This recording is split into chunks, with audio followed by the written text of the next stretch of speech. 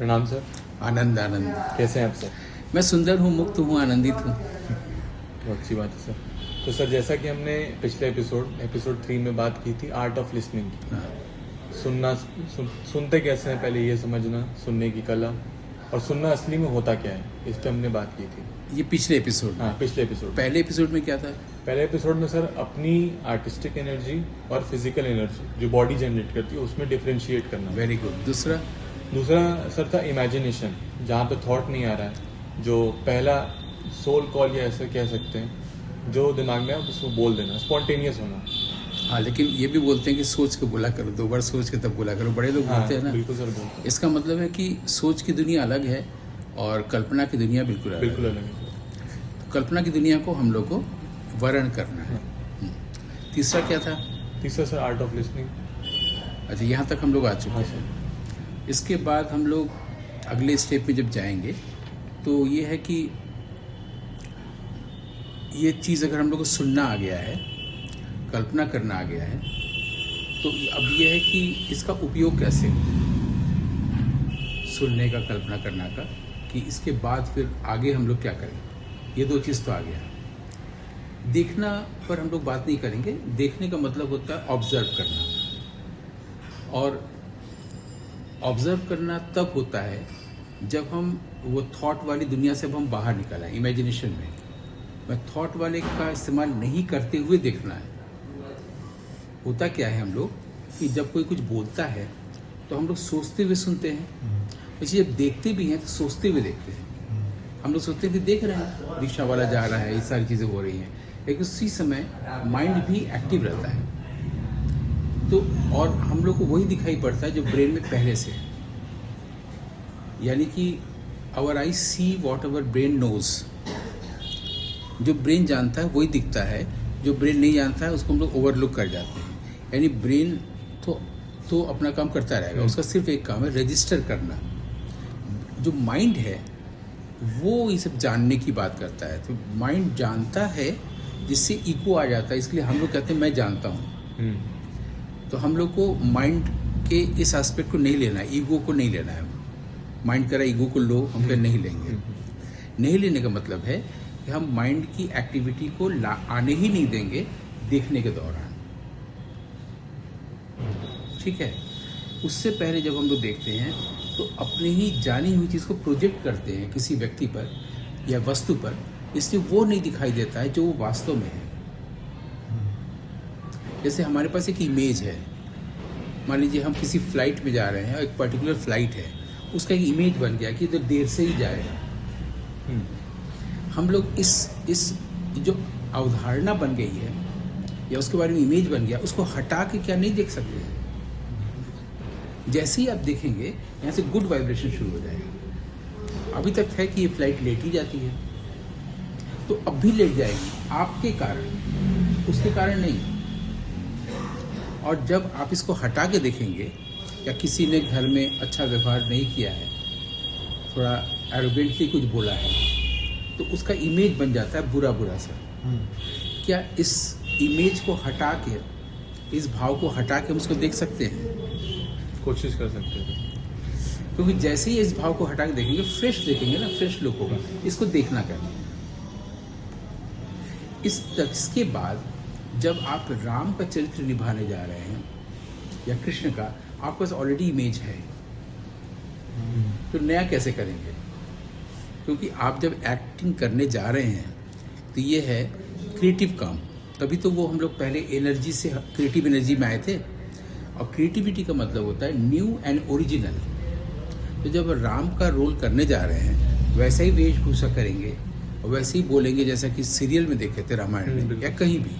उसी को थोड़ा सा मॉडिफाई करेंगे आप कुछ और नहीं कर पाएंगे, है ना। आप जीन्स टी शर्ट में राम को दिखाई नहीं पाएंगे। यानी राम आपके पास एक इमेज है, न कि वो जो वैल्यूज़ है जिसको उन्होंने गुरु वशिष्ठ से सीखा था या गुरु विश्वामित्र से सीखा था। उससे भीतर राम का होना, रामत्व आया था। क्षमा करना, बड़ी दृष्टि लेके चलना, पहले से जानना, खुश होना। दशरथ के, उनके जो पिताजी ने कहा था 14 साल का वनवास पत्नी कहने पर, उस पर खुश होना, क्योंकि ये तो किसी ने सोचा ही नहीं है। भाई राम को कुछ लोगों ने कहा भी था कि तुम नहीं भी जा सकते हो, तुम्हारा राज्याभिषेक, तुम तो राजा हो गए हो, नहीं जाएंगे, कोई क्या कर लेगा। लेकिन वो जाने के लिए तैयार थे। क्यों? क्योंकि वो एक साधारण व्यक्ति नहीं थे। उनको पता था कि ऐसा ऐसा ऐसा होगा। इसी तरह से रावण यानी कि बुराई का अंत होना है, और जब जब अधर्म बढ़ा है, धर्म की रक्षा करने के लिए कोई आता है ना, होता है। ये जब क्लियर रहेगा आपके पास, तो आप एक नए ढंग से सोचेंगे राम को। जैसे मैंने भी एक प्ले किया है वर्कशॉप आधारित राम को लेकर, तो हमने बच्चों को वो किया था कि एक सिचुएशन लेते हैं कि कल राम को निकलना है लक्ष्मण और सीता के साथ जंगल, ठीक, और अब सब क्लियर हो गया कि निकलना ही है ना। तो राजा कैकेयी मंथरा सब हो चुका है। अब आज की रात बस गुजरेगी और सवेरे निकला, और राजा हो चुका, राज्याभिषेक। तो जो बच्चा राजा का लड़का है, जो कभी जंगल गया ही नहीं है, सीता भी नहीं गई है, लक्ष्मण भी नहीं गए हैं ना, ऐसा व्यक्ति रात में कुछ तो सोचेगा जंगल जाने के लिए। तो वो क्या क्या लेके जाएगा जंगल, क्योंकि जिस तरह से उसका कंडीशनिंग हुआ है, उसके अनुसार ही सोचेगा कि यही जिसकी दिक्कत आ सकती है। तो बोरोलिन भी रख लो, और लिप गार्ड भी रख लो, मूव स्प्रे भी रख लो, कुछ सूमो और नाइस भी टैबलेट रख लो, कुछ ये कुछ ऐसे कपड़े, कुछ ऐसा कुछ तो सोचेगा ना। एक राजा का लड़का कल जंगल जा रहा है 14 साल के लिए, तो वो क्या क्या लेके जा रहा है। मैंने आपको दिया था सीता क्या क्या तैयारी करी, तो तैयारी क्या होगी रात को। जैसे हम लोग तैयार करते हैं कि 3 सूटकेस होगा, कुछ कपड़े रख लिए, इन लोगों की तैयारी क्या हुई थी, बस इतना। इसी पर प्ले करेंगे कि आज सब डिसाइडेड है, सवेरे निकलना है। आज की रात क्या गुजर रही है राम पर या लक्ष्मण पर या सीता पर, वो क्या सोच रहे होंगे, कैसे तैयारी कर रहे हैं 14 साल के लिए। तो कई दिनों के बाद कुछ देर तक दिया, फिर हमने, तब तक लड़की बोली सर वो कितनी साड़ी रखेगी सीता मतलब 14 साल के लिए कितना लेके जाएगी। ऐसे कई लड़के लड़कियों ने बोला। तो वो लोग बेचारे अब कम उम्र के थे, 18 साल 19 साल के 21 साल के, तो मास्टर्स के विद्यार्थी थे। तो फिर हमने बताया कि देखो वो वनवासी होके जा रहे हैं या वनवासी होने जा रहे हैं, तो वनवासी अपने पास कुछ भी क्यों रखेगा।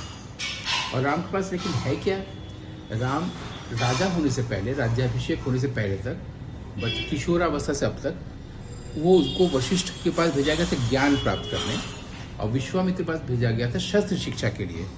तो जंगल में तमाम तरह के हिंस्र पशु हो सकते हैं, तो वो काम आएगी शस्त्र विद्या, और ज्ञान काम आएगा। तो उनके पास ये 2 चीज़ है, यही 2 चीज़ लेके सिर्फ जाएंगे, 2 प्रकार का ज्ञान, बस राम के पास यही है। अब उनकी सोच बदली वर्कशॉप में, है ना। उसी तरह से जब आप राम के बारे में इमेज है, इसको भी सुनने के बाद, तो फिर इससे भी अलग आपको करना है ना, क्योंकि ये तो मैं कर चुका हूँ। और उसमें उस प्ले का वही था कि जो सत्ता है ये अवान्तर है। अवान्तर मतलब कि एब्सर्ड है। जो चेयर है, कुर्सी, इसकी जो लड़ाई है, हर आदमी कुर्सी पे पहुंचना चाहता है, सत्ता वो एक अवान्तर चीज़ है, मतलब एक मीनिंगलेस चीज़ है, कोई मेरे लिए बहुत महत्व नहीं है। राम उसको छोड़ के जा रहे हैं और लोग पाना चाहते हैं सत्ता। तो अभी से जुड़ भी जा रहा है ना अभी की चीज़ से, और राम लिया है, आप मतलब और भी चीज़ें समझ सकते हैं। तो पॉलिटिकल पार्टी या पार्टी और आज की जो प्रासंगिकता उससे अलग भी है, लेकिन अब आप ये नहीं कर सकते, ऐसे नहीं सोचते, आपको कुछ और ढंग से सोचना है अगला राम के लिए। तो पिछले राम को छोड़ना, इस इमेज को छोड़ना, तो न्यू एंड ओरिजिनलिटी आएगी। न्यू एंड ओरिजिनल होने के लिए आपके पास देखने की शक्ति होनी चाहिए। नहीं तो आप तो वही देख रहे हैं जो अब तक दिखाया जा चुका है ना, रामायण पढ़ के, गीता प्रेस वाली, या सीरियल देख के, या आप जो कल्पना कर सकते हैं इमेजिनेशन, उसको करके, इसको देखना कहते हैं हम लोग। आर्ट ऑफ लिसनिंग की बात किए, अब आएगा आर्ट ऑफ ऑब्जर्वेशन। देखना का मतलब ये है आप कैसे देखते हैं, यानी एक्टर कैसे देखते हैं, न कि डायरेक्टर कैसे दिखाता है। डायरेक्टर क्या करेगा, एक्टर को हटा देगा। अगर डायरेक्टर होगा तो वो धनुष और तीर, कर्कश में तीर, उसको दिखा देगा। राम की जो चीज़ें, जैसे गांधी का चश्मा बना देने से स्क्रीन पर, टीवी पे लोग कहते गांधी हैं, दाढ़ी बनाने से लोग रविन्द्रनाथ ठाकुर समझ जाते हैं। वैसे राम की जो कुछ पॉइंट्स हैं वो दिखा देने से एक्टर को भी तो हटा सकते हैं। राम दिखा दिया। तो डायरेक्टर के अनुसार नहीं देखना है, एक्टर को देखने आना चाहिए ताकि डायरेक्टर की जरूरत ही ना पड़े। तो एक्टर कैसे देखे ये सिखाने का काम करता है नाट्यशास्त्र। और वो कैसे करता है? वो कहता है कि भाव पर कोई काम मत करो। आपको राम का जो भाव लाना है आप कैसे लाएंगे? राम का भाव का मतलब आपको राम होना पड़ेगा ना। फिर ड्रामा कब करेंगे या एक्टिंग कब करेंगे? फिर तो आपको कहीं जीवन बीत जाएगा ना राम वाला भाव लाने के लिए, रामत्व की प्राप्ति के लिए नहीं। तो राम सीता लक्ष्मण का अभिनय करना है। अब यहाँ से अभिनय शुरू होता है इस एपिसोड से। तो वो भाव कैसे आए, इसके लिए नाट्यशास्त्र में भाव के बारे में कुछ नहीं बताया गया है। नाट्यशास्त्र में एक और गलतफहमी लोगों को होती है, उसमें एक शब्द आया अनुकार, यानी कि अनुकरण। तो लोग सोचते हैं कि अनुकरण कहा तो है भरत मुनि ने, तो कॉपी करेंगे, इमिटेट करेंगे, जैसा दिख रहा है वैसा है। लेकिन उन्होंने ये कहा है कि अनुकरण भी कुछ होता है, ये नहीं कहा है कि आप करिए। ठीक से पढ़ने की जरूरत है। शराब होता है मतलब ये नहीं कि शराब पीजिए कह रहे हैं वो। जुआ होता है, भाई जुआ होता है तभी तो युधिष्ठिर जुए में बैठे थे, लेकिन वो ये नहीं कह रहे कि आप जुआ खेलिए। तो उसमें अनुकरण आया है और कहा है अनुकरण क्या होता है, तो किसका होता है? तो बता रहे हैं लोक वृत्त का अनुकरण होता है, माने जो लोगों में चीजें घटती हैं उसका अनुकरण होता है। ये नहीं कह रहे कि आप करिए। आपको एक्टिंग करने के लिए लोक वृत्ति यानी शराबी कैसे चलता है, बस स्टैंड पर कैसे यात्री उतरते हैं, रेलवे का कूली कैसे अप्रोच करता है ना, इसके लिए दो प्रकार के लोगों की ट्रेनिंग होती है। एक तो जो फाइन आर्ट्स के जो ड्राइंग पेंटिंग के विद्यार्थी होते हैं उनको टीचर्स लोग भेजते हैं कि कैरेक्टर की ड्राइंग करना सीखो। पहले घाटों पे चले जाओ, वहाँ एक साधु बैठा है, एक लड़का एक लड़की, वो लोग उसको देख देख के करते हो, वो देखना। ठीक सेम चीज़ ड्रामा और सिनेमा के विद्यार्थियों को भी भेजा जाता है। कैरेक्टर की शराबी कैसे चलता है, पागल सड़क पर कैसे, तो वही लोग वो लोग रंगमंच पर भी दिखाते हैं। ये नहीं करना है। दो देखने में फर्क है। एक ड्राइंग का जो विद्यार्थी है वो देख रहा है, उसको ड्रॉ कर रहा है, लगेगा हाँ 80 घाट पे ऐसे साधु बैठा रहता है। लेकिन जो एक्टर है वो एक साधु को देखता है, वो जो करता है उसको सेम वही पोशाक पहन के जब कैमरे के सामने आता है, मंच पे उसको करने लगता है। ये एक्टिंग नहीं है, ये मिमिक्री है। ये देखना नहीं है। देखना क्या है, आपको जानना है कि जो साधु है उसमें साधुता कितनी है और कितने प्रकार के साधु हो सकते हैं। यहाँ से काम शुरू हो जाएगा, है ना। अगर आप उस साधु के पास गए और आपके जूते से उसके पाँव में कुचल गया, उसने गाली दिया, तो उसमें साधुता कहाँ है? तो आपका जूता गया तो उसके मुंह से अपशब्द निकला। इसको भरत मुनि कह रहे हैं कि आपका जूते का उसके पाँव पर पड़ना विभाव है और उसके मुंह से अपशब्द का निकलना भाव है। अगर वो नहीं होगा तो वो नहीं होगा। This being that arises, this होना जरूरी है एक्टर के पास, दैट नहीं। दैट पर कोई काम ना करे भाव पर, कि एक साधु कैसे अपशब्द बोलता है, उसने ऐसा किया तो मैं भी वैसे ही करूँगा। ये ऑब्जर्वेशन है ही नहीं, ये देखना है ही नहीं एक्टर के लिए। एक्टर का देखना ये है कि इसका विभाव कहाँ है। अगर आपको एक पोर्शन दिया गया है, स्क्रिप्ट दिया गया है कि आपको ये आपके लाइन्स यही हैं, आपको बोलने हैं, ठीक है। उसमें फिल्म में एक्टर को सिर्फ पैसा दिया जाता है, फिल्म पूरी तरह से डायरेक्टर की मीडियम है। लेकिन आपको आना चाहिए कि लाइन्स दिया गया तो वो आपको सिखाने नहीं आएगा यहाँ पर डायरेक्टर। वो तो आप सीखे हुए हैं, तभी तो आपके ऊपर पैसा दिया जा रहा है ना। तो सीखे हुए क्या है? यही कि बाहर जैसा लो आदमी जो कहता है उसको कॉपी करना। नाट्यशास्त्र के अनुसार ऐसा नहीं है। वहाँ पर एक विभाव पर काम करना है एक्टर को, चाहे आप सिनेमा के लिए कर रहे हो या रंगमंच पर कर रहे हो। तब भले ही सिनेमा नहीं था, लेकिन लोग जो कहते हैं ना कि इसमें सारी कलाओं का कि अपने आप आ रहा है। एक्टर होगा तो किसी भी कला में जाए। एक्टर चाहे तो कुतुब मीनार पर चढ़ के स्पीच दे, वो भी बहुत अच्छा परफॉर्मेंस हो जाएगा, ठीक है। तो लिखा तो नहीं है उसको, कुतुब मीनार तब बना ही नहीं था, सिनेमा तब बना ही नहीं था। लेकिन सोचना चाहिए कि भरत मुनि ने इस तरह से आर्ट को डिफाइन कर दिया कि सार्वकालिक हो गया। अब है कि विभाव पर खाली काम करना होता है, भाव पर काम ही नहीं करना है। भाव लाने की कोशिश करेंगे तो आप लगातार आर्टिफिशियल होते चले जाएंगे। गुस्से का कॉपी करना, लोग ऐसे ऐसे गुस्सा करते हैं, फादर को देखा उनको देखा, ये तो करना ही नहीं है, जो कि पिछले 100 सालों से लोग कर रहे हैं। कि मैं अपने चाचा जी को देखा है गुस्सा करते, उसको देखा है, क्योंकि पब्लिक ने तो नहीं देखा है, हम वैसा वाला गुस्सा कर रहे हैं। जैसे किसी फिल्म के लिए भी गोविंदा ने बताया था, उनके घर में चाचा जी आते थे जो हर बात पर चिड़े रहते थे, अच्छी बात कहेंगे तो उसमें भी नेगेटिव ही सोच सकते थे। तो उन्होंने उस कैरेक्टर को लाया है उसमें हसीना मान जाएगी में, जिसमें कि वो एक वही व्यक्ति चाचा भी बन जाता है। तो वो ऐसे ही बोलते, तो वो बोला कि मैंने वहाँ से लिया है, ये वहाँ से नहीं लेना है। एक्टिंग में आपको कहीं से नहीं लेना है, आपको कैरेक्टर का अनुकीर्तन नहीं करना है, अनुकरण नहीं करना है, आपको विभाव पर काम करना है। विभाव माने किस कारण से वो ऐसे बोल रहा है, ऐसे चिढ़ा हुआ आदमी है, कोई तो कारण होगा। अब यहाँ से सीरियसनेस आती है, जो कि आपको हिंदी फिल्मों या किसी भी भाषा की बनी फिल्मों के ऐसी फिल्मों में नहीं मिलती है। एंटरटेनमेंट का वो एक लेवल है, अब आप उससे ऊपर उठ रहे हैं, इस लेवल पर भी एंटरटेनमेंट होगा। आपने अपने परिवार में चाचा को देखा, वो ऐसा बोलता, वो कैरेक्टर लेके आप आ गए, आपको पैसा मिला, आपने एंटरटेन कर दिया, हो गया। लेकिन एंटरटेनमेंट का ये एक लेवल है, हम लोग जिस एंटरटेनमेंट के लेवल तक जाने जा रहे हैं वो यहाँ तक अभी जाएगा, वो अल्टीमेट तक जाएगा, उससे बेहतर हो ही नहीं सकता है।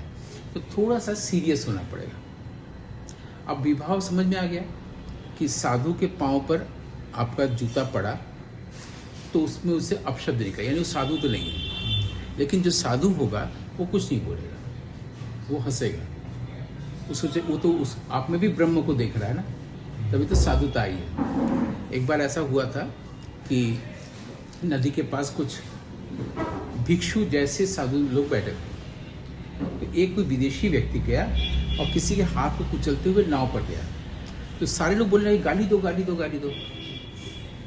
वो हंस रहा था, और वो विदेशी व्यक्ति एक नाव पर पैर रखा, उसके अगले नाव पर जाना था, दूसरे जैसे किया नाव ऐसे हो गया, वहीं डूब गया, नाव ऐसे हो गया, तुरंत खत्म हो गया। सब उसको डांटने लगे, तुमको कहे थे गाली दो, बच जाता। हाँ, क्योंकि आपने भगवान को काम करने दे दिया ना, आप गाली दे देते तो आपका ईगो रहता, वो बच जाता। इसका मतलब सीख ये है कि जब आपके साथ कुछ ऐसा हो, आप सोचते मैं बदला लूंगा, मैं कुछ करूंगा, मैं डांटूंगा, मैं मारूंगा, तो मैं तो है ही ना, उसके पास तो मैं था ही नहीं, तभी तो साधु हुआ है, ऋषि हुआ है, महात्मा हुआ है, बस उसका कर्म का फल तुरंत मिल गया, ईश्वर वहाँ पर एक्टिव हो जाता है। तो नाट्य शास्त्र ऐसे एक्टर की कल्पना करता है जिसमें ईगो की भूमिका कम हो, नकल की भूमिका कम हो, ईश्वर की भूमिका ज़्यादा हो, यानी कि वो भाव का अनुकीर्तन करे। अब यहाँ पे एक नया शब्द इंट्रोड्यूस हुआ इस एपिसोड में कि अनुकरण न करे, अनुकीर्तन करे। अनुकीर्तन कैसे करे? भाव का अनुकीर्तन, वो पहला स्टेप ले, विभाव को देखे, किस कारण से वो पता चला कि वो साधु नहीं है और किस कारण से पता चला कि वो साधु है, तो उसकी पूरी तपस्या दिख जाएगी ना। मतलब उसे तो कोई तपस्या ही नहीं की, तो पैसा लेने के लिए गुजरते लोगों का घाट पर वो वैसा पोशाक पहना है ना, उसे मन को जोगिया नहीं रंगा है, उसे कपड़ा फिर जोगिया रंगवा लिया है, लेकिन प्रकट हो गया। लेकिन प्रकट जिस कारण से हुआ उसको विभाव कहते हैं। अब क्या है कि जो प्रकट होता है वो बाहर होता है, जो कारण होता है भीतर होता है, चाहे साधुता हो या दुष्टता हो, घृणा हो या गुस्सा है, भीतर ये सब चीज़ें हैं विभाव, बाहर जो आ रहा है भाव। तो एक्टर को विभाव पर काम करना होता है। एक्टर जब विभाव पर काम करता है तो भाव अपने आप आता रहता है ना। तो अगर आप कोई कैमरे पे शॉट ले रहे हैं और मैं आपका एक्सट्रीम क्लोजअप फेस लगाया हुआ हूँ और मैं आपके पाँव के तलवे में हल्का हल्का ऐसे ऐसे करूँ तो आपके चेहरे पर कुछ तो होगा ना। तो ऑडियंस देख नहीं रही है, विभाव पर काम कर रहे हैं, हम काम ही नहीं कर रहे हैं। लेकिन ठीक इसको उलट क्या होता है, भारतीय हिंदी रंग परिवेश में वो डायरेक्टर बोलता है कि एक्सप्रेस करो, फील करो तब ना एक्सप्रेस होगा। फील करो, क्या वो फील करता हुआ मनुष्य नहीं है क्या? तो पेड़ भी फील करता है, तो वो तो मनुष्य है। और फील शब्द का मतलब तो यहाँ तक है कि मैं अभी आपको कुछ ऐसा शब्द बोल दूं, आप फील कर जाएंगे, आप हमसे मिलेंगे नहीं कल से। इतना आदमी फील कर सकता है, और ज्यादातर यही होता है कि वो तो फील कर गया। अब मुझे मनाओ। तो उस आदमी को गया है वो वर्कशॉप में, तो उसको डायरेक्टर बोल क्या रहा है, फील करो। अरे कितनी बड़ी मूर्खता है। इसलिए डायरेक्टर बिल्कुल अनुपस्थित है। जितनी बार कहेंगे फील करो उतनी बार नहीं होगा। ठीक है, तो फील करो, एक्सप्रेस करो। कितना खराब लाइन है। अब आपको लग रहा है ना कितना असंगत है। ये हमारे हिंदी रंगमंच के एमेच्योर में भी दिखता है, प्रोफेशनल में भी दिखता है। हर डायरेक्टर गुस्सा हो जाता है, फील ही नहीं करोगे तो एक्सप्रेस कैसे होगा। तुम्हारी ही जरूरत नहीं है। हम एक्टर तैयार कर रहे हैं, एक्टर पहले तैयार जैसी हो जाएगा, खत्म। टीचर का काम खत्म हो जाएगा, गुरु का काम खत्म हो जाएगा। बस वो प्रयोक्ता है जो गुरु है, प्रयोगकर्ता, प्रयोक्ता शब्द आया है। अब जो एक्टर जब तैयार हो गया तो पूछ के थोड़े हम लोग अभी बात कर रहे हैं किसी से, हाँ भरत मुनि अब क्या कहें, ऐसा तो कर नहीं रहे। तो एक्टर खुद करेगा। एक्टर मंच पर जाएगा और पूरे ऑडियंस को देखेगा, वहीं से शुरू कर देगा जो मर्जी। वो कहेगा अरे आज कितनी खूबसूरत चांद है, सब लोग घूम के देखेंगे चांद। वो विश्वास कर लेगा। रंगमंच में यही होता है कि आप अगर जो भी कहते हैं वो विश्वास कर लेता है ऑडियंस। आप जैसे ऑडियंस को कहेंगे कि आज चांदनी रात में कितना अच्छा लग रहा है, तो इतना आप ऐसे बोलेंगे, सब लोग सचमुच में चांद है, सब कुछ जानते हैं ऑडिटोरियम में। बहुत पहले हम इस तरह के जानबूझ के वो करने के लिए ही हमने किया था। यहाँ एक नागरी नाटक मंडी के स्टेज पर हम एंटर हुए थे विंग से, पंखा किसने चला दिया। सब जानते पंखा नहीं है, सब देख लगे पंखा किसने चला दिया, पंखा होता ही नहीं है।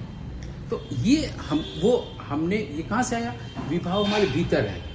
कल्पना में हमने समझ लिया कि पंखा चला दिया, जाड़े का दिन है, तो अपने आप आया भीतर वाले का बाहर। और इस फिल्म में क्या होता है, जैसे आप कहेंगे कितना खूबसूरत चांद है, तो फिर आपको अगला शॉट चांद का दिखाना पड़ेगा। या आप कहेंगे ये वादियाँ कितनी सुंदर हैं कश्मीर की, तो आपको कश्मीर की वादियाँ दिखाना पड़ेगा, पैन करेगा कैमरा। रंगमंच में ऐसा नहीं होता। अब जो कहेंगे ऑडियंस विश्वास करेगी। इसका प्रयोग बर्गमैन ने दिया था 7th सील में। एक आदमी काला कपड़ा पहन के सफ़ेद आता है और वो शतरंज लेके बैठा हुआ है, मैक्स वॉन सीडो। बोला तुम कौन हो, बोला कि मैं डेथ हूँ, और पब्लिक ने मान लिया। सिनेमा में उन्होंने ड्रामा का यूज़ कर लिया, पब्लिक ने मान लिया और अंत तक उसको डेथ के रूप में देखा। किसी ने शक नहीं किया, सब ये जान सकते थे कि ये तो आदमी है, उसको पहनाया गया है ना। अपने आप में कितनी अजीब बात है कि डेथ को देखा और दिखा रहे हैं हम, और हमने 2004 में जब यहाँ पर नाट्य समारोह जो होता है 6-7 लोग करते हैं हर साल सितंबर में, पहला जब हुआ था मुझे इनवाइट किया गया था। वो मैंने डेथ पर ही पूरा फिल्म नाटक किया था, अंतरा। लेकिन डेथ को दिखाया नहीं, मैंने सिर्फ आवाज़ ही। वो मेरी अपने नाटक करने की स्टाइल है, तो मैं नाटक में एक ऑफ वॉइस रखता हूँ, ताकि क्या होता है ना कि एक्टर है उसके लिए करने को बहुत होता है, उससे बात हो रही, इधर वाला दिख नहीं रहा है, और इस पर पूरा उसका संघर्ष चल रहा है स्टेज पर। ये पहला नाटक भी मैंने इसी तरह का स्क्रिप्ट लिख के किया था। और ये जो 2004 वाला बता रहे हैं अंतरा, उसमें भी ऑफ वॉइस पर वो ऑफ वॉइस डेथ था। तबले पर मैंने खास तरह का ताल रखा था, जिसके बजते लोगों से आ गया डेथ, फिर कुछ बोलेगा, तब मेरी आवाज़ आ रही थी, है ना। तो उसमें मैंने सब आर्टिस्ट लोगों को सिर्फ बुलाया था, सामान्य ऑडियंस नहीं रहेगी। यहाँ के जो वरिष्ठ सीनियर रंगकर्मी हुए हैं सब फ़ोन करके बोल रहे थे कि आपने दिखाया क्यों नहीं, मैं इसको प्ले को करूँगा, मैं दिखाऊँगा डेथ को, आदि आदि। रेगुलर वो लोग मुझे फ़ोन करते थे, बात करते थे। तो कहने का मतलब है कि मैं दरअसल जो एक्टर स्टेज पर है उसका विभाव बना रहा था ऑफ वॉइस को, क्योंकि मुझे नाट्यशास्त्र के अनुसार नाटक करना है। तो अब ये अगर को आर्टिस्ट के रूप में हम दिखाएंगे डेथ को, तो वो दिखता हुआ रहेगा ना। हम चाहते हैं विभाव छुपा रहे। क्यों? क्योंकि विभाव छुपा ही रहता है। अगर कोई व्यक्ति पार्क में बैठ के अपनी गर्लफ्रेंड के बारे में सोच रहा है और खुश हो रहा है, वहाँ तो है ही नहीं ना। इसको भले ही हमारे यहाँ कहा गया आलम्बन विभाव, लेकिन वो आलम्बन दिख तो नहीं रहा है ना, मैंने अभी दिख तो नहीं रही है ना, तभी तो एक्सप्रेशन आ रहा है। भरत मुनि कितनी गहराई तक गए हैं, वहां तक गए जहां पर खुद ब्रह्मा बैठे हुए हैं। तो आपको जरूरत ही नहीं को आर्टिस्ट की वहां पर ना। अभी तो पार्क में बैठा हुआ है, वेट कर रहा है, डेटिंग है, आज टाइम पर वो आएगी, ऐसा। उसके बाद खूब सुंदर सुंदर भाव आ रहे हैं ना। कारण वो है विभाव, आलम्बन जो छुपा हुआ है ना। तो हम डेथ को दिखाएंगे क्यों रंगमंच पर, है ना। ये सारी चीजें हैं। तो आज हम लोगों ने अगले स्टेप के रूप में हम लोग सीधे एक्टिंग पे आ गए। एक्टिंग जो कहीं पर अनुकरण नहीं होगा, शराबी का रोल, पागल का रोल, वेटर का रोल, प्रिंसिपल का रोल, उसका अनुसार नहीं होगा, अनुकरण नहीं होगा। वो अनुकीर्तन करेगा। अनुकीर्तन की कहानी हमने भी शुरू की, भाव और विभाव करेंगे। इसको समराइज अगर करना हो तो आप में से कोई 2-4 लाइन में बोल सकते हैं कि आज हम लोगों ने क्या सीखा। आप बोलेंगे कि आप बोलेंगे? मैं ही बोल देता हूँ। सर, आज हमने ये सीखा कि पहली बात तो विभाव क्या होते हैं और भाव की उत्पत्ति कैसी होती है विभाव से, यानी और- भाव पर कोई काम नहीं करना है। हाँ, जबकि भाव के बारे में बताया गया, संख्या बताया गया, ये क्या होता है, ये कौन सा भाव होता है, ये कौन सा भाव, लेकिन भाव पर आप एक्टर को काम नहीं करना है। बिल्कुल सर। हाँ, और सर एक हमने ये भी जान लिया, मतलब ना जानते हुए भी, उसके बारे में बात ना करते हुए, जो हमारा दिमाग है वो बस मेमोरी और इंफॉर्मेशन का एक कलेक्शन है और रजिस्टर करता और है, रजिस्टर करता कांस्टेंट है, रजिस्टर बस। कर रहा है। जिसके हिसाब से हम रिस्पॉन्ड करते हैं, रिएक्ट करते हैं या एक्ट करते हैं। जहाँ से एक्टिंग वो मतलब जो अनुकरण वाली बात है वो शुरू हो जाती है, इमेजिनेशन खत्म, अपना सब कुछ खत्म। तो ये सब आपने जाना और सीखा। आपको ठंडी लग रही क्या? अभी तो नहीं लग रही। हाँ, तो ये जो मैंने पूछा ये विभाव हो गया, आपने उत्तर दिया है भाव। हाँ, हो गया। क्लियर ना? यहीं पर विराम लिया जाए फिर। बिल्कुल सर। बहुत बहुत धन्यवाद सर।